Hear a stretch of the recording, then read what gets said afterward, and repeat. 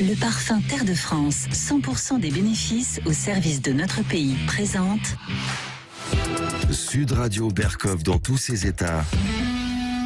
Le face-à-face. Et nous sommes avec Idriss Aberkane, essayiste, auteur notamment du grand succès en 2016, Libérez votre cerveau aux éditions Robert Laffont. Bonjour Idriss Aberkane. Bonjour. Écoutez, on essaye effectivement dans cette émission de libérer le cerveau, hein, le nôtre, celui des auditeurs, celui de tout le monde. Et je suis très heureux d'accueillir Idriss Aberkane parce que Idriss Aberkane, justement, il va à l'os, il va au tuf, il dit les choses, il met les mots MOTS sur les mots MAUX. En tout cas, il essaye de le faire et en général avec beaucoup de réussite. Et on va prendre le temps de parler avec lui de ce qui se passe aujourd'hui et notamment de cette étrange, non pas étrange défaite, on va pas parler de Marc Bloch en 40, mais de cet étrange état, de cette étrange atmosphère dans laquelle on baigne. Servitude, passivité, soumission, au contraire résistance. Qu'est-ce qui se passe vraiment entre virus et vie confinée? On en parle tout de suite. Bonjour Idriss Aberkane. Bonjour André Berkov. Alors, dites-moi, comme vous avez, je lis aussi vos tweets et puis sur les réseaux sociaux aussi vous exprimez. En fait, si on avait à décrire justement l'atmosphère dans laquelle on baigne aujourd'hui, elle est mondiale, mais parlons un peu de la France. Est-ce que vous avez l'impression d'une espèce de gigantesque marché de dupes? Et je dis marché parce que le business fonctionne très bien. Oui, je ne peux pas décrire ça mieux. C'est-à-dire que c'est de la psychologie. C'est avant tout de la psychologie. Et je m'appelle Idriss en référence à un grand maître soufi qui s'appelait Idriss Shah. Et on lui avait posé une question à la radio, je crois que c'était en 75, donc ça date déjà pas d'hier. On lui avait demandé, écoutez, monsieur Shah, vous êtes issu d'une famille noble, etc. Vous avez beaucoup réfléchi à la psychologie.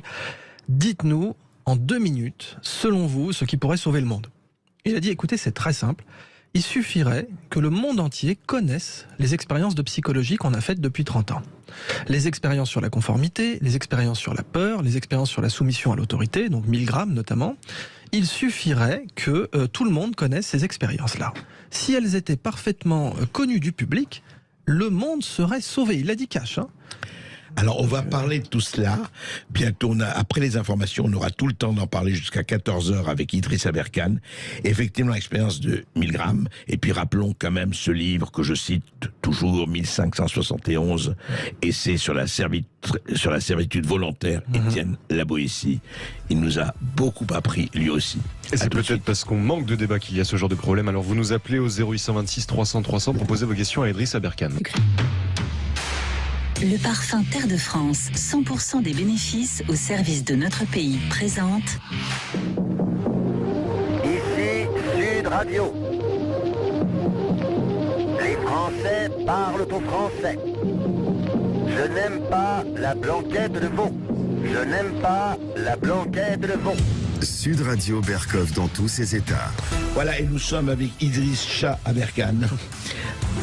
La psychologie, c'est vrai ce que vous avez dit avant les informations, Idriss Aberkane, donc essayiste, libérez votre cerveau, et bientôt un livre sur l'intelligence artificielle, mais pour montrer que l'intelligence humaine, elle restera dominante, et heureusement, sinon franchement on sait ce qui se passe. Mais justement en ce moment, qu'est-ce qui domine, Idriss Aberkane? Vous avez écrit pas mal sur le Covid, vous avez écrit sur les Big Pharma, et puis surtout cette espèce, et je crois que c'est la première fois dans l'histoire de l'humanité peut-être que on applique le grand théorème de Jules Romain dans Knock.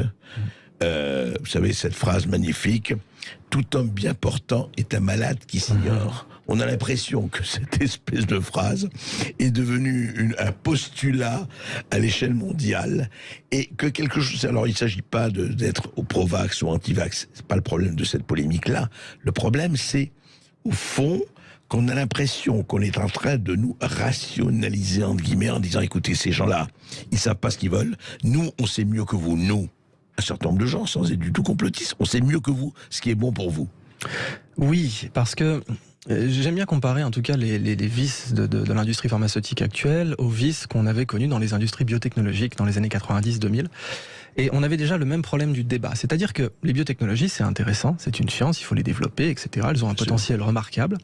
Mais en même temps, les avoir en monopole par certaines sociétés, comme à l'époque Monsanto, qui est effectivement très connu pour ses écarts graves et en l'occurrence ses fraudes, eh bien ça c'est un problème. Et en fait c'est le monopole qui est le problème. C'est le monopole qui est le problème. Exactement. Et le conditionnement, parce qu'on en revient à de la psychologie, c'était qu'en fait pendant trop longtemps, les chercheurs n'avaient pas été vaccinés intellectuellement à cette fraude de dire les biotechnologies c'est bien, c'est de la science c'est bien, Monsanto fait de la science, donc Monsanto est bien. Et justement pas si vite. Faire de la science c'est ni bien ni mal, c'est comment on l'applique. Alors dans le cas de Monsanto, sur le fait de créer un besoin à partir de rien, il y avait le fameux programme Terminator. Donc Terminator, c'était des semences qu'on ne pouvait pas ressemer. C'était des semences dont la descendance était stérile. Et l'enjeu, bien sûr, était de créer un abonnement. Alors, les Guignols de l'info avaient fait un très beau sketch là-dessus, où on voyait le représentant du grand capital, Monsieur Sylvestre, expliquer que l'abonnement, c'était le nouveau cheptel libéral. C'est comme ça qu'il l'expliquait. Et il disait, voilà, si vos paysans ne peuvent plus ressemer leurs semences, ce que l'on fait littéralement depuis 15 000 ans, eh bien, vous allez les abonner à partir de rien. Et on a vu dans l'industrie pharmaceutique des cas tout à fait similaires, en fait, de comportement. C'est-à-dire que des phénomènes qui sont naturels, on a essayé de les court-circuiter pour essayer de vendre un produit dont les gens n'avaient pas besoin. On a eu des cas de scandale aux États-Unis où la norme, par exemple, d'un état de santé a été modifiée via des congrès, via le consensus a été modifié pour dire si votre taux de telle hormone est en dessous de tel seuil, vous êtes malade, alors qu'avant on considérait que vous ne l'étiez pas. Et du coup, on crée des maladies à partir de rien. Vous voulez dire, on change le curseur, oui, on le met à telle ou telle hauteur, et après tout s'enclenche. Tout à fait, c'est exactement ça. Mais c'est un modèle d'affaires, comme on dit, qui fonctionne très bien. Et alors justement, comment vous expliquez en même temps, quand même, je dirais, l'univers, il y a eu résistant, il y a eu tout cela. Comment vous expliquez cette espèce d'acceptation et de passivité d'une grande majorité des gens? Comment on arrive à fabriquer, on l'a beaucoup écrit aussi, à fabriquer le consensus, mais de manière aussi massive? Ça, c'est un phénomène de psychologie qui est très connu. Donc, c'est l'addiction à la conformité. Et vous le retrouvez chez les animaux sociaux en général, pas seulement chez l'humain. On a fait un petit test très amusant chez les macareux moines. Vous savez, les macareux moines sont des très beaux oiseaux, d'oiseaux de mer, qui sont très mignons. Et les macareux moines, on essayait de les réintroduire sur une nouvelle route de migration pour éviter qu'ils se fassent chasser, qu'ils se fassent tuer. Donc, on a planté des petits macareux en plastique sur une île pour que, vu du ciel, quand ils migraient, ils voient ces macareux en plastique, ils se disent tiens, ça c'est un arrêt, il faut qu'on s'arrête là. Et ces macareux en plastique, évidemment, on n'avait pas que ça à faire de leur donner 2 pattes. Ils avaient une patte. Donc c'était des macareux en polystyrène avec une seule patte. Qu'est-ce qui s'est passé? Les macareux, dès qu'ils sont arrivés, ils ont vu les macareux qui étaient déjà posés là sur une patte.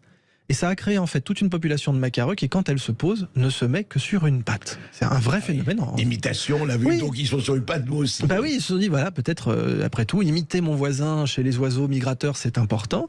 Donc, je vois que ce macareux en plastique, il est sur une patte, je vais faire pareil. Donc, ça marche chez le macareux. Oui, l'humain, quand même, on a 86 milliards de neurones, on a un cerveau d'1,5 kg, on est un peu plus sophistiqué. Oui, mais cependant, c'est possible de rendre les gens conformes à peu près n'importe quoi. C'est là-dessus que je veux insister, c'est qu'en psychologie, on a toute une batterie d'études, d'expérimentations, qui démontrent clairement qu'on peut rendre l'humain conforme dans les bonnes conditions à beaucoup de choses. Alors, c'est toujours pareil. Sur 10 personnes, il y en aura une qui résistera. Et c'est d'ailleurs comme ça qu'on a des résistants dans les situations les plus tendues de notre histoire. Et heureusement, heureusement. Rappelez d'ailleurs cette Idriss Aberkan, vous avez évoqué l'expérience de Milgram.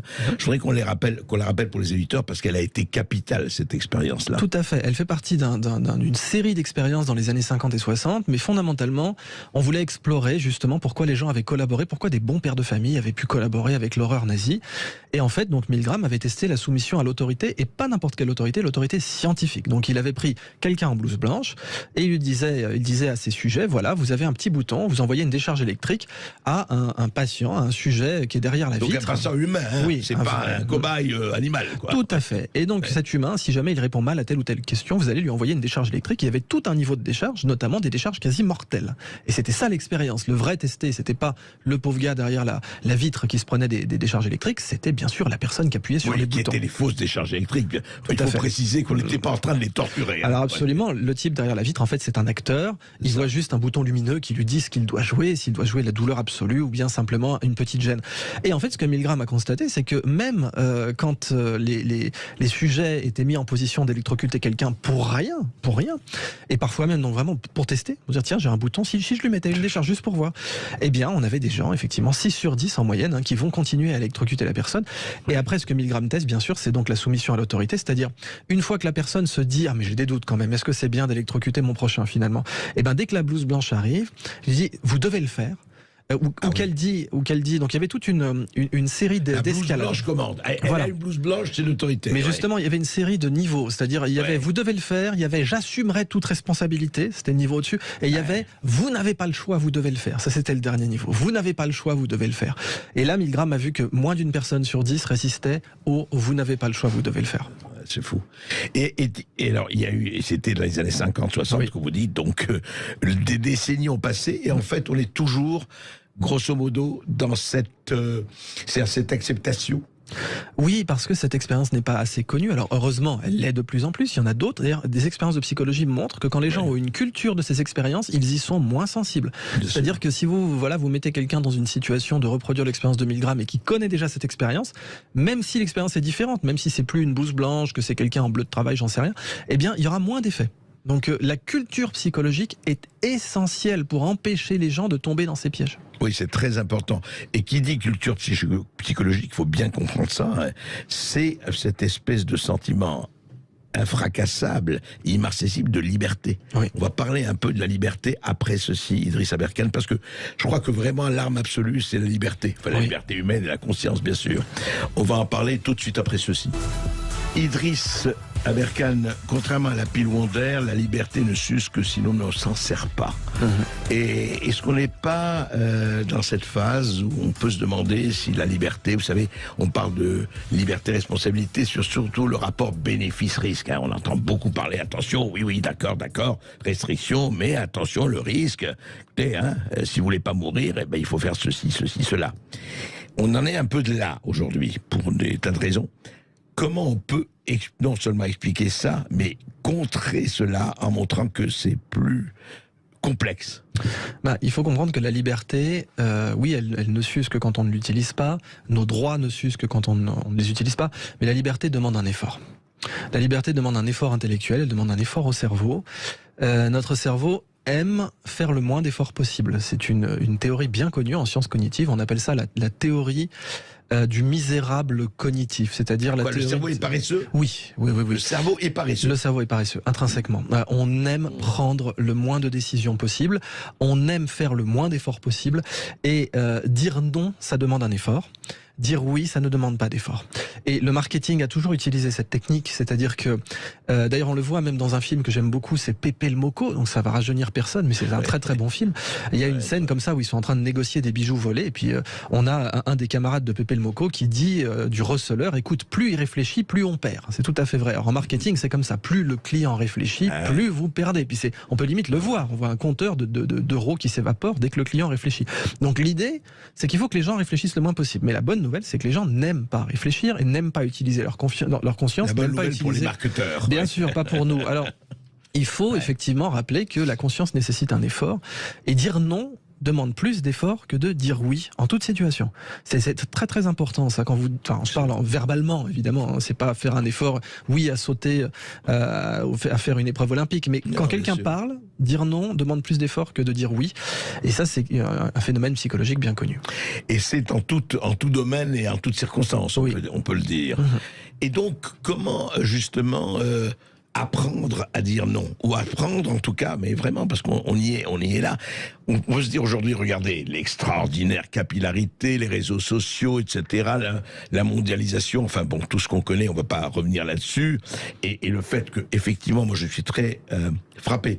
Si vous voulez la différence, il y a 20-25 ans, je faisais des émissions de télévision, et aujourd'hui, à Sud Radio, c'est par exemple que les gens se renseignent, se documentent. Avant, vous avez 3 journaux, 2 chaînes de télévision, et ils vous répétaient ce qu'ils avaient vu. Là, pas du tout. Là, c'est pas qu'ils sont plus intelligents ou moins intelligents, mais que les gens réagissent en allant chercher. Est-ce que la recherche, là, est-ce que l'examen, est-ce que l'approfondissement à l'étude joue un rôle? Oui, parce que si vous ne contrôlez pas votre nutrition, vous êtes un animal d'élevage, en fait, fondamentalement. Un adulte, c'est quelqu'un qui choisit ses repas.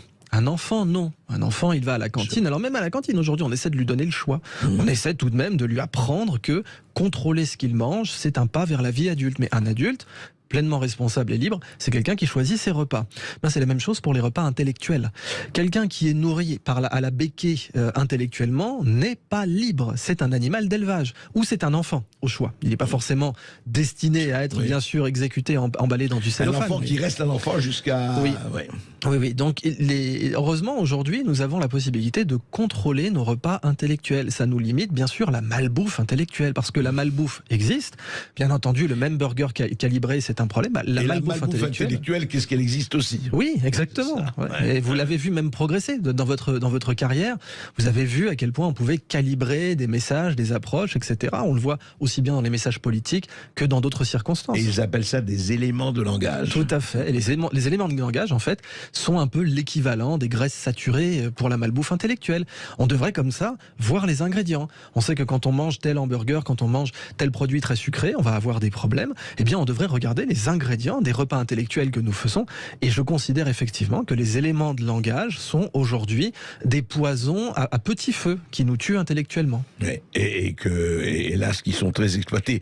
Et alors, justement, cognitivement, psychologiquement, en fait, comment peut se passer la réponse? Enfin, comment on travaille ces organes de résistance? On parle de la résistance intellectuelle. Alors, il y a un explorateur que j'aime beaucoup, que je cite énormément, c'est un monsieur remarquable, renseignez-vous sur vous, c'était Richard Francis Burton. Richard Francis Burton, c'est un explorateur britannique, un gentleman extraordinaire, il parlait 29 langues, il est allé aux sources du Nil, il a fait le pèlerinage à la Mecque déguisé en arabe, c'était un grand espion, un grand diplomate, et c'est pour lui que Conan Doyle a inventé le terme gentleman extraordinaire, ce fameux terme qu'on a vu dans un film de Sean Connery ensuite. Et bien Richard Francis Burton disait, c'est très simple, fais de ta pensée un empire. Vous savez, quand vous avez une maison, vous dites, je suis chez moi. Je suis chez moi, c'est ma maison. J'ai mon toit, mon jardin, je suis chez moi, ce sont mes règles, je suis dans ma maison, tu es sous mon toit. Rappelez-vous cette expression très méditerranéenne, tu es sous mon toit. Absolument.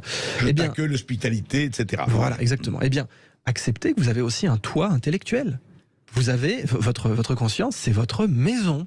Et donc, vous devez régner sur cette maison charbonnier et maître chez lui. Eh bien, vous êtes maître en votre conscience. Donc, Richard Francis Burton disait, fais de ta pensée un empire. Ta pensée, c'est ta maison, tu dois régner dessus. Ne laisse personne régner sur ta pensée à ta place. Et en pratiquant ça régulièrement, en se posant la question, voilà, qui dans le bus, qui dans la voiture, en déplacement, ou même à la maison, tranquillement, en lisant son journal, comment je vais faire aujourd'hui de ma pensée un empire, avec des frontières, à commencer par là, avec des frontières, n'entre pas qui veut dans ma pensée. Eh bien, là, c'est la solution pour pratiquer, pour muscler sa conscience. En fait, c'est au-delà de cette limite, votre ticket intellectuel n'est plus valable. Exactement. C'est à nous de poser les limites. Bah oui, après tout, il y a un pass sanitaire. Pourquoi il n'y aurait pas un pass de conscience? Vous avez, ne rentre pas dans ma conscience comme ça. Bien, moi, je dois montrer un pass pour rentrer dans tel ou tel établissement. Eh bien, toi, tu vas devoir montrer un pass aussi pour rentrer dans ma conscience. En fait, par les anticorps, il faut un peu les anti-esprits, peut-être. Je sais pas en tout cas, par exemple, les éléments de langage étant reconnaissables comme des toxines, puisqu'ils sont là pour nous manipuler, ils ne sont pas là dans notre intérêt. Oui, nous devons être capables de les reconnaître. Et donc, effectivement, là, nous devons avoir des anti-éléments, absolument. Un anticorps contre les éléments de langage. Telle phrase toute faite, telle phrase répétée en boucle, etc., par tel ou tel politicien ou marketeur, eh bien, nous devons être capables de la reconnaître immédiatement et dire, bon, voilà, je vois bien que tu essaies de m'envoyer tes toxines, mais moi, manipuler, etc. Voilà. Tout à fait. Et vous êtes, de ce point de vue, optimiste, Idriss? Oui, je le suis, parce que en fait, on a, même dans les réseaux sociaux, quand on fait de la psychologie de groupe, on a un phénomène on l'appelle la légende du 100e singe. Alors ouais, ça fait un petit peu, ça fait un petit peu conte. Ça fait film de Bruce Lee, ou de Shaolin. Exactement, la méthode du singe et tout. Alors, la légende du 100e singe, c'est une légende, mais elle est vraie en psychologie. Alors, l'histoire que je vais vous raconter n'est pas vraie, mais elle est utilisée pour expliquer le phénomène qui lui est exact en psychologie, qu'on appelle le point de basculement. Alors, la légende, c'est que quand les Américains ont fait des essais à Bikini, bombes nucléaires, bien pour ça qu'il y avait le maillot de bain, le bikini, on disait il y avait la bombe atomique et le bikini c'était la bombe anatomique, je ferme la parenthèse. Eh bien on a voulu réintroduire les singes, mais les noix de coco étaient polluées. Nucléaire. Alors on introduit un singe qui sait, on l'a formé à nettoyer la noix de coco. Alors lui il lave la noix de coco, tu vois. Puis comme les macaremoines dont on a parlé tout à l'heure là, les singes le voient, c'est marrant, faut faire ça, tiens je vais faire pareil. Bon, alors on la manipule, on nettoie la noix de coco. Voilà, on nettoie la noix de coco. Alors qu'est-ce qui se passe? Imaginez, on a 10 000 singes, on introduit un singe qui sait laver la noix de coco, il se passe rien. On introduit 2 singes, il se passe rien. Puis on en introduit 30, on en introduit 40, il se passe toujours rien. On en introduit 99, toujours rien. Au 100e singe, d'un coup, les 10 000 singes ensemble, se mettent à laver les noix de coco. Alors, encore une fois, cette histoire des noix de coco, elle s'est pas vraiment passée, mais dans les points de basculement, bon, c'est comme ça le terme technique, c'est points de basculement, dans les réseaux sociaux, ça existe, et j'ai pas pris le chiffre 100 au hasard, puisque les points de basculement, en général, c'est racine du nombre, c'est très intéressant. 10 000 singes, 100 singes, ça veut dire que si vous voulez faire basculer 1 million de personnes, il suffit de 1000 personnes, ce qui n'est rien. Ce qui n'est rien, pour les faire basculer. Oui, c'est ça. Pour leur faire changer de comportement. Ouais. Et on le voit même dans des cas graves, donc d'abus des droits de l'homme. Par exemple, on sait que quand quelqu'un se fait taper dans la rue, etc., on a ce qu'on appelle le bystander effect, pardon pour l'anglicisme, l'effet de la personne qui reste là, qui est pétrifiée, qui regarde. Qui est sidéré, qui n'ose pas intervenir. En fait, une seule personne qui brise ça, un seul individu courageux qui rentre et qui dit non, je ne peux pas laisser faire ça, eh bien ça donne du courage à tous. Et c'est très exactement ce qu'on a vu avec Winston Churchill à la Chambre des communes au Royaume-Uni. Il ne faut pas oublier qu'à l'époque, le parti collaborationniste au Royaume-Uni était majoritaire. La différence immense entre la France et le Royaume-Uni, c'est que les collabos étaient déjà au pouvoir au Royaume-Uni, alors qu'en France, ils sont arrivés au pouvoir grâce à la défaite. Et on se rappelle comment Halifax et Chamberlain voulaient pousser Winston à négocier avec, avec Hitler. Pour eux, le poste de Premier ministre était, pardonnez-moi, un bâton merdeux et Winston Churchill allait se planter. Mais juste avant de prendre les auditeurs de Sud Radio, et avec plaisir, Idriss Aberkane, le problème, si vous dites, il suffit d'un homme courageux pour, effectivement, un couple qui se fait tabasser dans le métro ou dans le train, etc. Sauf que, qu'est-ce qui ce couple, cet homme courageux ou cette femme courageuse aussi, se fait poignarder et les autres vont être tout aussi sidérés. C'est-à-dire que, est-ce qu'il entraîne toujours, est-ce que ce serait formidable, mais est-ce que ce poids d'entraînement, ce pouvoir d'entraînement est immédiat ou alors, effectivement au contraire? Il est quasiment immédiat. La plupart des expériences qui ont été faites, vous savez, les Américains aiment beaucoup faire ça sur leur campus. Ils prennent des étudiants qui font partie du département de psycho, puis qui se battent comme ça dans la rue, enfin sur le campus, puis ils regardent. Et pourtant, on sait d'ailleurs que la population des étudiants des campus américains n'aime pas trop prendre de risques. C'est des étudiants endettés, tout ça. Ils ont une psychologie pas de preneurs de risques. Et pourtant, même là, avec cette population qui est moins labile, moins réactive à ce genre de preuve de courage, eh bien, en général, on voit d'excellents résultats. Une seule personne qui s'avance et qui dit stop, je dis non, vous ne pouvez pas vous battre comme ça sur le campus impunément, même si les gens sont plus baraqués qu'eux. On a fait tous les tests, on a pris des rugbymen, on a pris des joueurs de football américains pour voir si ça dissuadait les gens. Même là, quand vous avez une personne qui intervient, ça donne du courage à tout le monde. Comme quoi, dites vraiment stop. Et on se retrouve avec les auditeurs. Et dans ce cas-là, il suffira d'un appel pour que vous nous appeliez en masse au 0826 300 300. Vous allez prendre la parole. Et nous sommes toujours avec Idriss Aberkane et nous sommes également avec Myriam qui nous appelle du Vaucluse. Bonjour Myriam. Oui, bonjour Myriam. Oui, bonjour. Bonjour. On vous écoute, oui, Myriam. Oui, bonjour. Ben voilà, je suis ravie de poser ma question à Idriss Aberkane. Donc, j'ai lu qu'il y a pas mal de ses livres, notamment L'économie de la connaissance, où j'ai adoré ce bouquin. Et donc, du coup, ma question, en fait, elle se pose surtout sur les... Vous m'entendez ? Très bien. Allez-y, Myriam, on vous entend bien. En fait, voilà, ma question, c'est surtout pas par rapport à ceux qui sont soumis, surtout par rapport au pass sanitaire, par rapport à ce qui se passe. Oui. En fait, ma question, c'est surtout... Allez-y, posez votre question. Alors, c'est surtout vis-à-vis des gens, justement, qui n'ont pas... qui ne se sont pas laissés, soumis par... Enfin, ce que je veux dire, c'est que... Exprimez simplement, Myriam, il n'y a pas de problème. C'est quoi, qu'ils ne se sont pas laissés vacciner ou quoi? Oui, voilà. En fait, on a d'un côté les gens qui ont, qui se soumettent à toute la doxa. On a fait le sommet là quand on a vu la vidéo avec Jacques Attali où où il demandait de remettre le masque et lui ne l'avait pas. C'est ça. De remettre le masque, donc lui il l'a pas et elle de suite vite elle remet son masque. Donc là on a atteint un sommet de soumission qui est juste incroyable. Et donc votre question c'est quoi, Myriam? Ma question c'est comment ça se fait que nous, des gens on va dire lambda, pas forcément, moi je suis esthéticienne, je n'ai pas fait beaucoup d'études. Mais dès que ça a commencé, dès qu'on a commencé à écouter un petit peu d'autres médecins avec un autre son de cloche, comment ça se fait que nous, on a été aller chercher des informations. On a de suite, on s'est de suite dit mais il y a quelque chose qui ne va pas. Et on a vu qu'il y avait des gens qui, du coup, pensaient pas du tout la même chose que nous. Et et en fait, ma question, c'est comment ça se fait que nous, on arrive à faire la part des choses, à avoir cette idée complètement différente et aller chercher justement des informations. Donc, moi, j'ai pas fait beaucoup d'études, j'ai pas fait du tout d'études. Non, mais Myriam, vous avez posé, on a bien compris, vous avez posé une très bonne question, parce que voilà, elle dit, on n'était pas armé, c'est pas la connaissance, mais est-ce que ce n'est pas tout simplement le bon sens dont parle Myriam? Alors voilà, merci pour cette excellente question, Myriam. En fait, ça ne dépend pas du niveau d'études, ça dépend du caractère, ce que l'on appelle le caractère, la personnalité. On prend des gens comme Martin Luther King ou Gandhi qui ont demandé, qui ont exigé des mouvements de désobéissance civique. On se rappelle donc de Martin Luther King après Rosa Parks qui a dit nous allons boycotter les autobus, c'était illégal, mais ils l'ont fait quand même.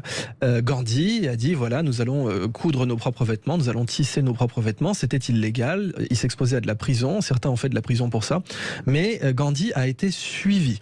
Et Gandhi et Martin Luther King ont été suivis par des personnes de toutes les formations. On avait des médecins parmi les gens qui les suivaient, on avait des avocats, on avait des gens qui avaient un niveau d'études reconnu par la société élevé et on avait des gens qui n'avaient pas de niveau d'études reconnu par la société. Parce que ce qu'avaient ces personnes en commun, ce n'était pas leur niveau d'études. Gandhi était avocat, Martin Luther King était docteur, je crois, en sciences sociales, mais fondamentalement les gens qui les ont suivis, par exemple Malcolm X par la suite qui va défendre Martin Luther King après l'avoir attaqué, Malcolm X était autodidacte, entièrement autodidacte. Donc les gens qui les ont suivis, ce n'était pas leur niveau d'études qui les distinguait, c'était leur caractère, c'était leur personnalité. Et en particulier, dans ce caractère et cette personnalité, bien, il y avait la capacité à assumer ses propres actes. Parce que la conformité, ça donne l'avantage de pouvoir dire « mais ce n'est pas moi ». Cette décision, si le résultat de mes actions est en fait une action conforme, est issue d'une action conforme, tout le monde le faisait. Oui, tout le monde le fait, donc je vais le faire. Voilà. Du coup, on peut plaider, on peut dire, si jamais on passe un jour devant un juge, le juge physique ou le juge de l'histoire, on peut dire, mais tout le monde le faisait. Donc, il y a des caractères, il y a des états du caractère humain où on a envie de ne pas avoir à assumer les conséquences de ses actes. Et il y a des personnes, pour une raison X ou Y dans leur vie, parce qu'elles ont été confrontées, alors c'est des fois les grands frères, ce sont des fois des personnes qui ont dû très tôt s'occuper d'enfants, donc ça peut être voilà des grands frères qui s'occupaient des enfants quand la maman n'était pas là. Et très rapidement, c'est-à-dire dans les statistiques, ce sont aussi les personnes qui ont le plus de chances d'être médaillées, à l'armée je parle, de courage, quand on a fait sur la Victoria Cross. Ils réfléchissent par eux-mêmes et qui se disent ça va pas. Et ce qui est intéressant, ils sont obligés d'assumer leurs actes. Et puis ce qui est intéressant, Idrissa Berkane, dans ce que dit Myriam, elle est allée chercher les documents, c'est-à-dire qu'elle ne s'est pas contente de dire ça me va pas, mais elle est allée chercher. Parce que pour prendre sa propre décision, il faut aller chercher ses propres informations. Donc dès lors qu'on est dans l'étape psychologique d'assumer ses propres actes, eh ben tout en découle. L'information libre en découle, la prise de conscience en découle, parce que on s'est mis dans l'état de dire mes actes m'appartiennent, me regardent et je devrais en répondre individuellement. Même si tout le monde le fait, c'est moi individuellement qui vais devoir assumer cet acte. Donc question de... Et là on peut dire non, ça revient au non dont vous avez parlé, question de caractère. Merci beaucoup Myriam pour votre appel. Nous sommes maintenant avec Philippe qui nous appelle de Savoie. Bonjour Philippe. Oui, bonjour Philippe. Oui, bonjour à tout le monde, les auditeurs de Sud Radio, André Berkoff que je suis assez souvent, et puis Idrissa Berkane bien sûr, sur les réseaux, notamment Twitter. Bon, moi je suis un grand-père de 63 ans, je suis né le 19 mars 58, je suis savoyard, je suis cabochard. Comment dire, je suis un peu inquiet, voire très inquiet de la situation actuelle. Je veux parler notamment du port obligatoire du masque pour les enfants, sans parler de la vaccination des 5 ans, etc. Je pense que l'ensemble des auditeurs et l'ensemble des Français, ainsi que les Européens et le monde entier, devraient réfléchir à ce qui se passe, sans faire des raccourcis et des comparaisons avec ce qui s'est passé dans les années 40. Mes deux oncles et mon père étaient résistants aux glières, etc. Mon grand-père a été arrêté. Bref, je suis d'origine italienne, piémontaise, de par mon grand-père. Mais sans parler de tout ça, je voudrais, s'il vous plaît, que vous usiez tous ensemble, je ne parle pas que de vous, André ou Idriss, je voudrais que chacun réfléchisse bien à ce qu'il se passe exactement en ce moment, c'est-à-dire qu'on divise les gens, Je vois sur les réseaux, marché de Noël à Nice ou à Marseille, des grillages, des grilles, des barrières. Vous avez vu, André, également, ces images terribles où on empêche les gens d'aller, même ailleurs, en Autriche, etc. Et vous dites, Philippe, arrêtons ça, quoi. Essayons d'arrêter ça. Écoutez, je suis vraiment très peiné. Je suis vraiment. Mon fils est pompier de Paris. Je sais pas si je dois le dire, mais bon. Mais si, dites-le. J'espère qu'il va pas trop m'en vouloir, mais il a été décoré 2 fois de la bleu blanc rouge, la médaille du dévouement, parce qu'il a participé récemment à des sauvetages, etc. On a toujours, dans la famille et partout, joué le jeu, payé les impôts. Moi, j'ai bossé toute ma vie, j'ai pris ma retraite à 62 ans parce que ce salopard, excusez-moi le terme, il n'y a pas d'autre nom que ça, ce salopard de Sarkozy. Attendez, Philippe, faut pas raconter tout. Vous savez, on l'a beaucoup, hélas, je peux pas, on peut pas raconter tout. Non, restez sur votre fils, parce que là, vous partez après, puis après, on a beaucoup d'auditeurs, excusez-moi, mais... L'occasion de dire quelque chose, bon, des fois on déborde un peu, mais j'ai pris ma retraite à 62 ans, j'aurais dû la prendre avant, j'ai passé ma retraite confiné, parce qu'on a joué le jeu à l'époque. Vous savez, on est à 80 km de Bergamo, ici, en Savoie, et quand on voyait ce qu'on nous a vendu à l'époque, 1000 morts par jour à Bergamo, et qu'on apprend ensuite par le professeur Raoult que, bon, il y avait ces histoires de visons, etc. Il faut que les gens ouvrent les yeux, on est bien d'accord. Il y a des traitements qui existent, mais masquer les enfants, c'est mon message aujourd'hui. Que je voudrais passer de toutes mes forces, s'il vous plaît.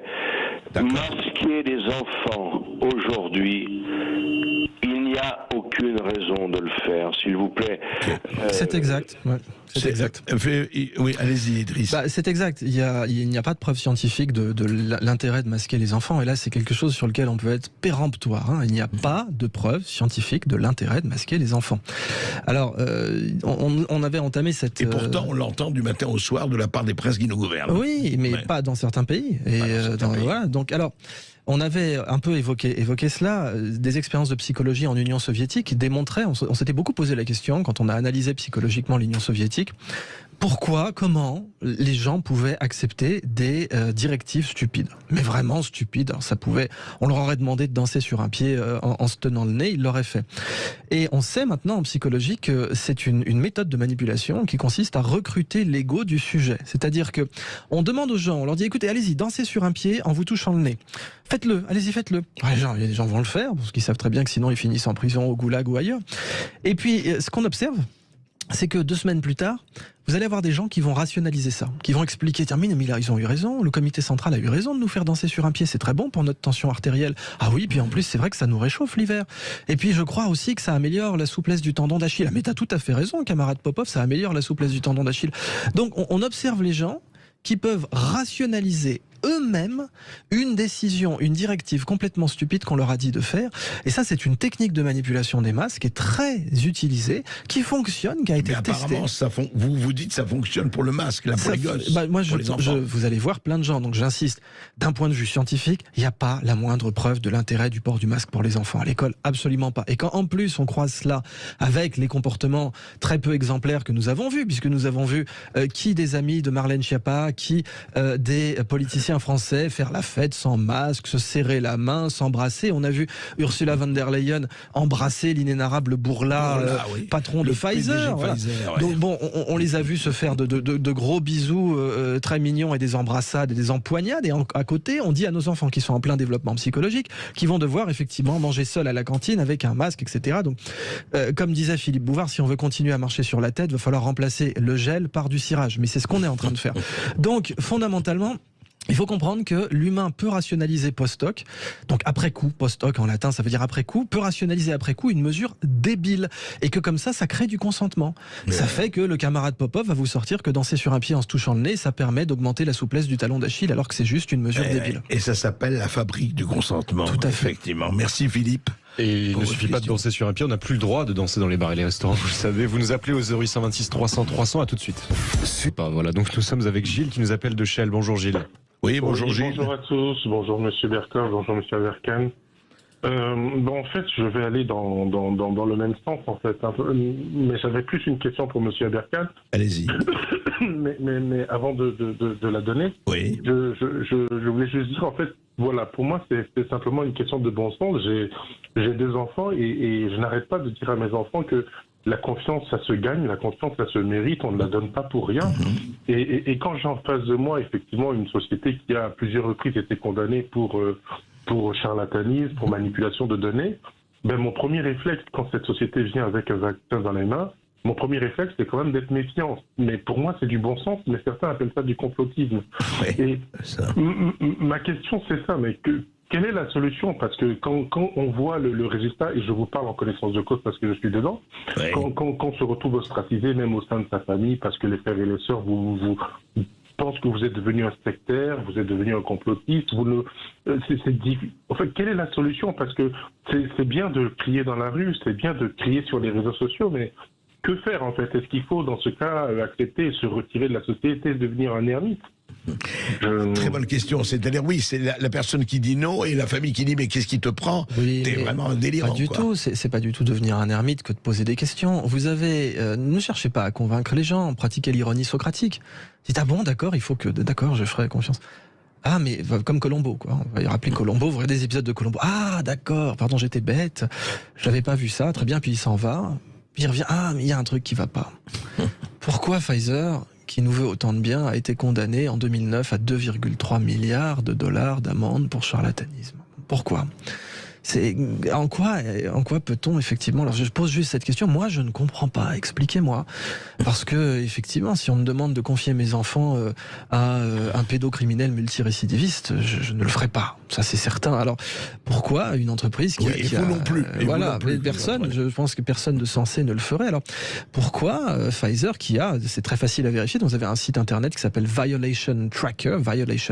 Donc vous avez la liste de toutes les condamnations avec la source et le CV de Pfizer est absolument remarquable. Ils ont accumulé plus de 5 milliards d'amendes dans les 20 dernières années, essentiellement pour charlatanisme et manipulation de données.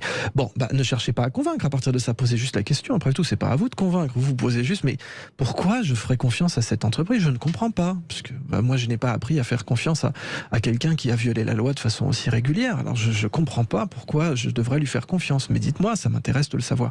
N'essayez pas de supporter la charge de la preuve vous-même, puisque quand quelqu'un vous impose un inoculat, c'est à lui de prouver.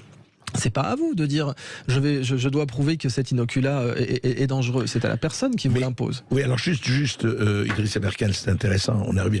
Mais quand, pas seulement l'entourage, pas seulement la famille, pas seulement les frères, les sœurs ou les belles-sœurs, etc., mais la société entière à travers un QR code qui vous dit mais vous êtes libre de vous vacciner ou pas, mais attention, si vous ne le faites pas, plus de sorties, plus de ceci, plus de cela, etc. Car la société entière essaye de vous mettre... de vous assigner à résidence. Et là, le problème aussi. D'une façon générale, le remède à la folie, c'est la sagesse. Donc il faut revenir à comment aurait fait Socrate, comment aurait fait Zénon, comment aurait fait tous les plus grands sages de l'Antiquité, dont Diogène, évidemment, Diogène qui vivait dans son tonneau, là, qui pratiquait le cynisme, c'est-à-dire essayer de vivre comme un chien, littéralement. Comment ces gens auraient fait? Parce que Socrate, c'était la mouche du coche. Il disait, moi je ne suis qu'une mouche, voilà, Athènes c'est un carrosse avec un cheval, avec un cocher. Moi je vais juste me poser un peu sur le nez du cocher et lui poser 2-3 questions. C'est ça, Colombo, c'est ça, c'est l'ironie socratique. Donc il y a juste ça à faire. Il faut pas en faire une montagne. Il faut se dire, comment puis-je être un peu la mouche du coche sans être, je vous demande pas d'être le frelon du coche, je vous demande pas d'être le braqueur du coche avec un tromblon dans la forêt, la bourse ou la vie, juste être la mouche qui pose 2-3 questions au Et cocher. nous avons reçu une excellente mouche du coche, en tout cas aujourd'hui, Idriss Aberkan. Merci beaucoup Idriss Aberkan, merci à ceux qui nous ont appelés. Tout de suite Brigitte Lay pour parler de la bienveillance et de la gratitude envers ses ex.